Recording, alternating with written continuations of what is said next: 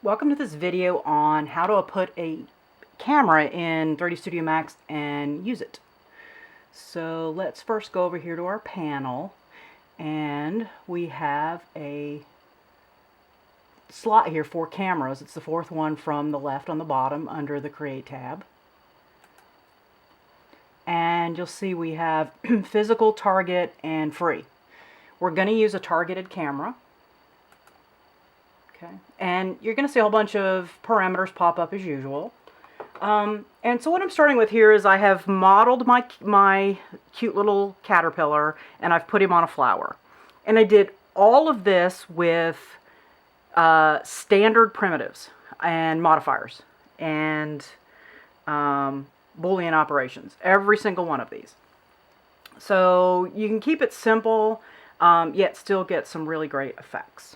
So what I want to do is, these are the defaults that we have been using: top, front, left, and perspective.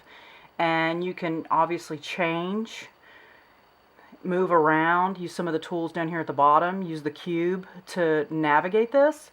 But the best way to get the exact angle you want for animation is to use a camera. And so moving forward, I recommend you start using them all the time. Here's a little story I like to tell. Alfred Hitchcock, when he was making, I believe it was The Birds, maybe another one of his films, I forget because it's not relevant, used all the cameras that the studio had, every single one of them.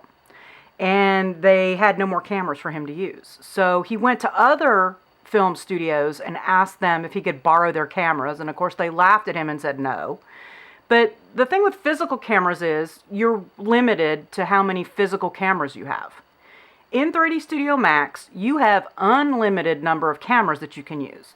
So what I recommend is that instead of using one camera and moving it around, you establish your cameras, you set up a camera plan, you establish your cameras, and you leave them, because you can use as many as you need.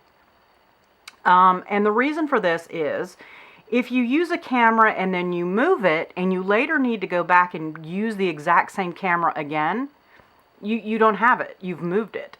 So I'll show you what I'm talking about. You can put in as many as you want. So what I'm going to do is, I've selected this. I'm in this mode. I'm now going to place a camera.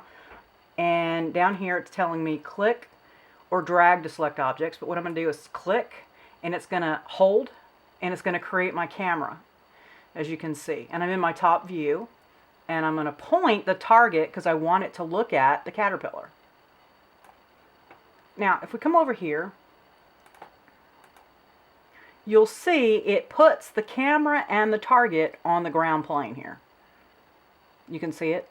It's just flat on the ground there. Most of the times you're going to need to move it because that's not the view you want. In this case, it might be, just because of how I placed everything. It's probably not. Most of the time you want to come in here and select your target and move it up or down. And move it up. I want the caterpillar to be a little more visible here and less at the bottom of the flower.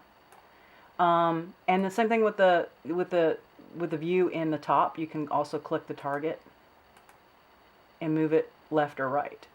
So let's first see what this looks like before we make any more changes. Okay, I just know this off the top of my head, having used these.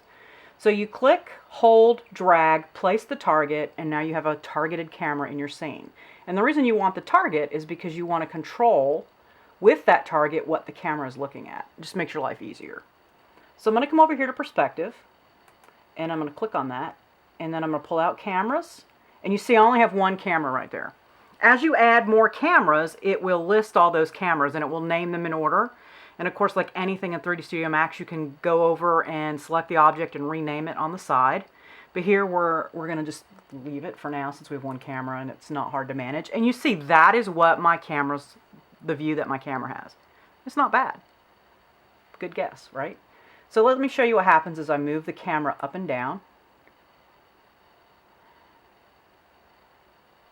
He's so cute. Right? So I can control better with the camera exactly what I'm seeing than I can with all these controls that I have, the cube and the movements down here. And so once you get comfortable with the camera, and I may want to move him off center, and I'm going to do that with the target over here in the top view. Click on the target. Oh, there we go. Whoops. If you just keep clicking, it will cycle through. Or you can just come over here and grab it in your tool list. And get him a little bit off center there. Pick that up just a little bit more. And let's say I have a nice background back here, so that puts him in my thirds point, right? So the rules of photography also apply to the rules of cinematography. Okay, so now I have this cute little caterpillar, and I've got him framed nicely, and I might tweak this just a little bit more. Just a little bit lower. And that works. And so you're going to see when I render this out, oh, I have no lights. So I've got complete darkness. Show you how to do lights next. Usually I do them together because they fit together. But I'm going to stop this video here, and I will continue in the next.